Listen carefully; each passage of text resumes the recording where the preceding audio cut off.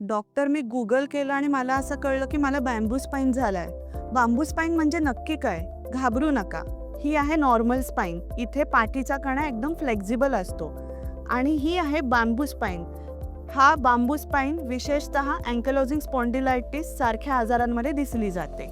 ह्याच्यामध्ये काय होतं, अँकलोजिंग स्पॉन्डिलायटिस सारख्या आजारांमध्ये जो कणा असतो, कण्यामधल्या मणक्यांना क्रोनिक इन्फ्लमेशनमुळे किंवा सारख्या होणाऱ्या दाहामुळे ते फ्यूज होतात, म्हणजे ते एकमेकांना जोडले जातात आणि आपल्या जे कण्याची नॉर्मल फ्लेक्झिबिलिटी असते ती कमी होते. म्हणून तुमची स्पाइन बॅम्बूसारखी ताठ होते, त्याला बांबू स्पाइन म्हणतात. ह्यामध्ये होतं काय, तर तुमची हालचाल मंदावते आणि तुमचं पोश्चर खराब होतं.